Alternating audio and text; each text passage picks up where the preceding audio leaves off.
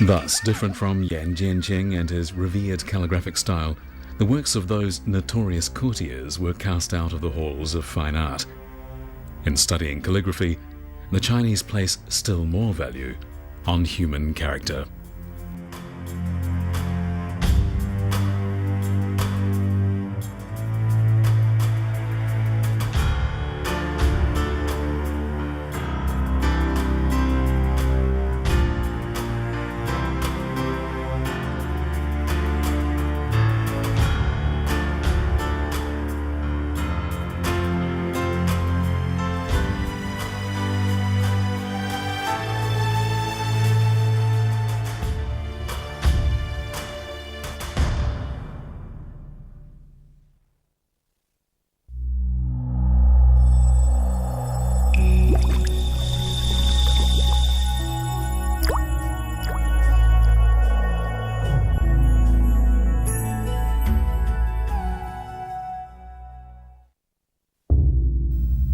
While the knights of medieval Europe were diligently practicing swordsmanship to fight against the pagans, in the east, the affluent gentry of the Song dynasty were practicing their penmanship. The writing brush was their plough, and paper was their field, and they tilled the land day after day.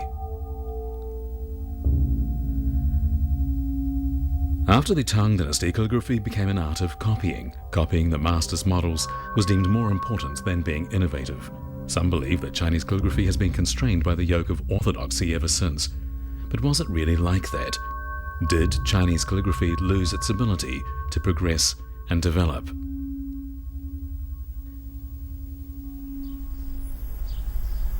In the spring of the year 1057, an exam was underway in the capital Bianliang. It was the court examination, the highest level of exams in imperial China. The topic of the composition was personally set by the emperor, and the examiners were the country's top scholars. They would read the papers of the 338 finalists selected from the local examinations. Passing the imperial examination to win scholarly honor and official rank was the route intellectuals in feudal times had to take to realize their political ambitions.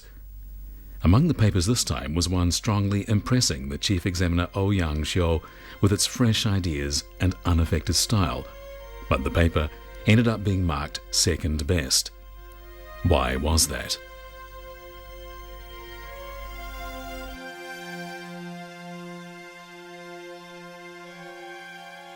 当时的卷子都是糊卷的，让名字糊住。欧阳修本来想给这篇文章判第1名，但他后来转念一想，他以为这篇文章是他的学生曾巩写的，曾巩也是唐宋8大家之一。他担心说，如果给曾巩点了，曾巩是自己的学生，别人会说他自己徇私，所以呢，就忍痛给这篇文章点了第2名。All the examiners were thus surprised on seeing the list of successful candidates. The candidate considered best was not Ouyang Xiu's student Zhang Gong, but an unknown youth in his 20s from the southwest named Su Shi.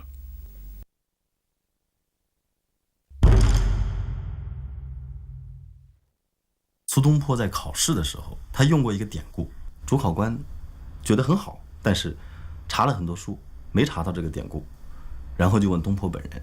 东坡说：“这是我想当然耳，认为应当如此，所以我就创了这么个典故。”可见他的不拘一格。Su Shi showed his unusual talent from an early age, and people said that even at middle age he would make his hat taller than others. Those who were envious of him denounced him as an eccentric, saying he had deviated from the golden mean. But those who appreciated his abilities dubbed him Muse on Earth.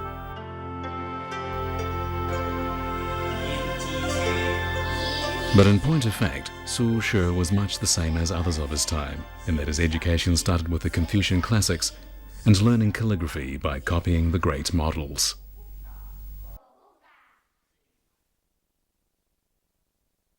苏轼当然是个天才，但是天才的一个很重要的表现就是异乎常人的刻苦，刻苦本身也是一种天才的资质。苏轼曾经把《汉书》抄了3遍，我们说这个《汉书》的原著，算起来大概是70多万字，他年轻的时候超过2遍，到了黄州以后又超过1遍，所以苏轼可以说对《汉书》是倒背如流。Starting from an early age, Su Shi liked copying Wang Shizhi's preface to poems from Lan Tiang. Through copying Buddhist scriptures, his handwriting became masterfully free. But on comparing the 4 characters on a copper coin that he wrote in middle age with the Zhiping steely rubbing he wrote when young, though both belong to the running script category, the two are obviously different in style. So what changed his free-flow handwriting to the so-called flat frog style?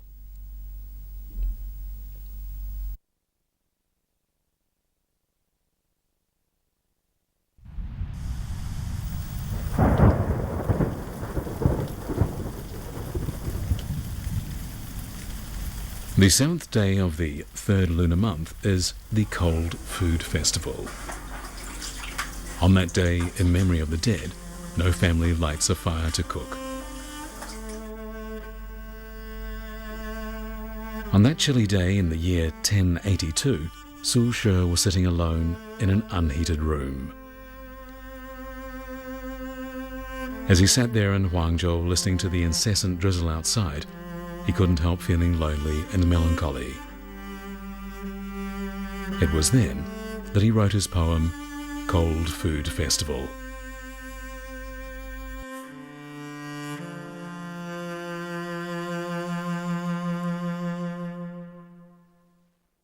是自古来黄州已过三寒时，那么这个心情还是比较平静。这个字呢是，这个小的心慨啊。慢慢写的时候，随着诗句的发展，最后写到他生活的时候，写到这个连日苦矣，是吧？破灶烧石灰，破的灶烧那个石的柴火，有烟熏火燎的啊，心情就很坏。然后这个风越吹啊，在这个时候他字慢慢有平静的小楷，逐渐写越大了。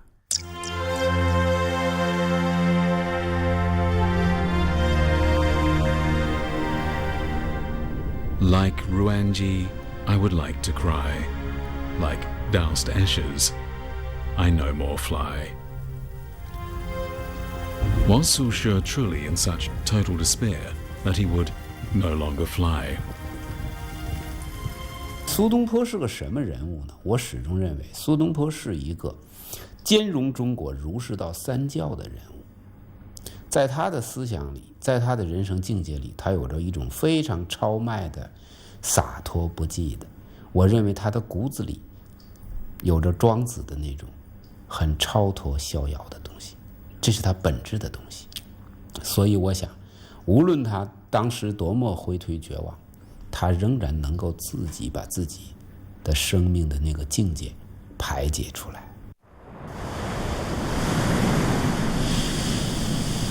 If too restrained by rules and conventions, creativity will be curtailed. Calligraphy, like all of civilization, seeks stability. But as history evolves and rolls forth, there is always room for idiosyncrasy and creativity, even in a civilization seeking a unified value system. Yet idiosyncrasy is always the result of suffering. Su Shi's uniqueness came from his unusual life. 4 months after writing the poem Cold Food Festival, he produced another masterpiece, a prose poem entitled On the Red Cliff. It stands as testimony to the fact that physical suffering and mental distress pushed him to even greater literary heights.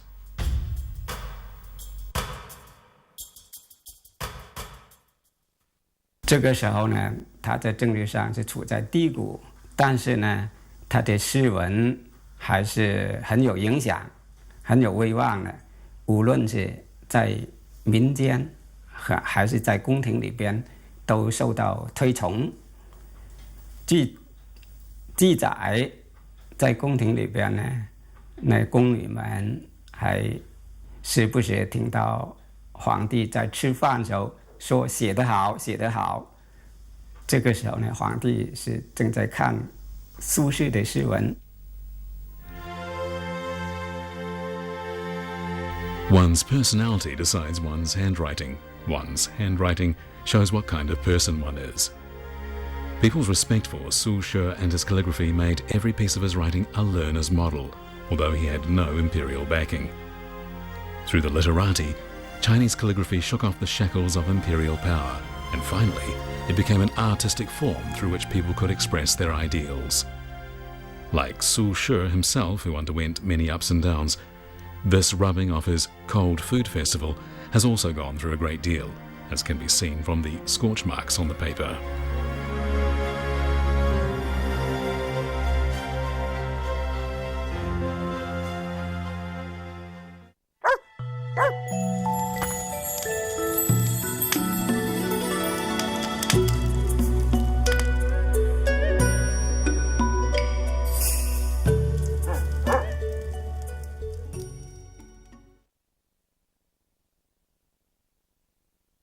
The teacher wrote large characters on a piece of paper using glossy black ink, and the students copied the characters by placing a translucent sheet over the teacher's model. When they finished, they handed it in. If the teacher drew a line over a character, it meant the word was not well written. The teacher drew circles round the ones he thought good. That passage was written by Richard Wilhelm, a German missionary who lived in China for 25 years.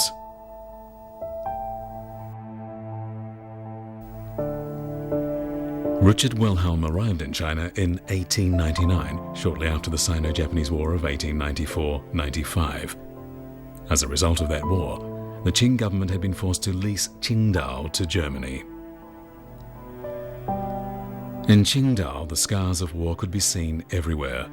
Although he did not understand or even read Chinese, Richard Wilhelm was deeply impressed by what he observed in a small village school. He recorded his China experiences in his book, The Soul of China.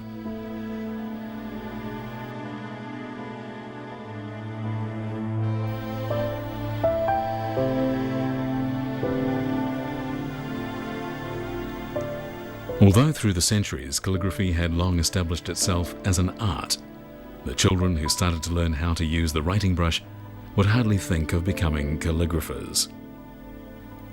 Their futures, however, depended mainly on how well they wrote. So to them, writing was no more than a tool able to open the door to an official career, a career that would bring glory to their family and to their ancestors. 因为从唐朝开始，这个科举以书来取士，那么发展到明代，成为了一个极致，就是广葛书法，是吧？更为这个朝廷所强调。假如在科举之中，如果你写的字不符合广葛体这种规范，你的文章再好，你的卷子内容再好，就说你也不可能被录取，你也不可能得到功名。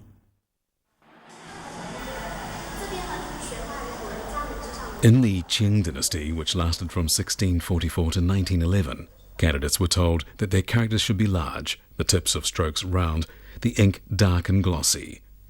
These were the basic requirements of the academy style. A scholar then remarked, "Now people are asked to make characters bold and balanced in what is called the academy style. Hence the distinction between 1,000 hands has been obliterated." The Qing ruler's sensitivity to words and writing reached its height during the Yongzheng and Qianlong reigns in the 18th century. Writers were often imprisoned or even executed for writing something considered offensive by the imperial court. Calligraphic circles were silenced as feudal society made a downhill turn.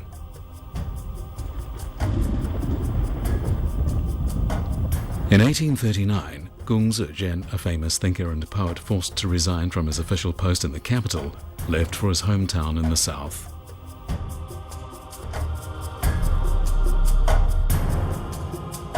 龚自珍出身书香门第，27岁的时候中举人，直到38岁才中进士，但是呢，还是没有点翰林。其中重要的一个原因就是他的字写的不好看，比较潦草，也不符合当时候的馆阁体。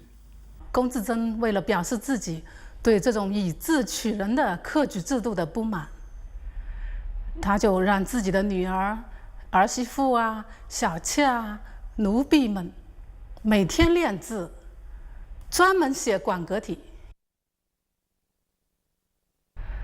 只要有人在他的面前提到翰林的事情，他就会立刻嗤之以鼻，说如今的翰林算什么呀？不就会写一首馆阁体吗？你看我们家的女人们，人人都能写一首馆阁体的毛笔字。 In the long history of authoritarian rule in China, Gongzhijian was an exception. But most learners spent their time and energy practicing the academy style, perfecting their skills in making the characters large, round, dark, and glossy, simply in order to succeed in the examinations. It can be said that all the water every scholar used in his lifetime to rinse his writing brushes could fill deep ponds and lakes.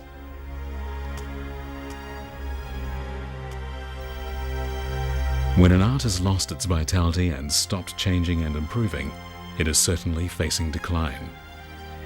While the academy style fettered progress, spring quietly arrived.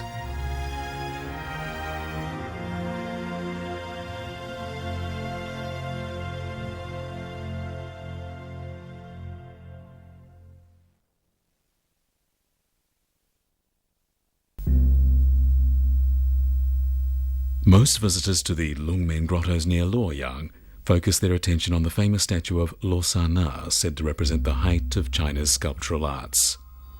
But for admirers of calligraphy, the epigraph on the Northern Wei statues in the site's less famous Guyang cave might have more appeal. "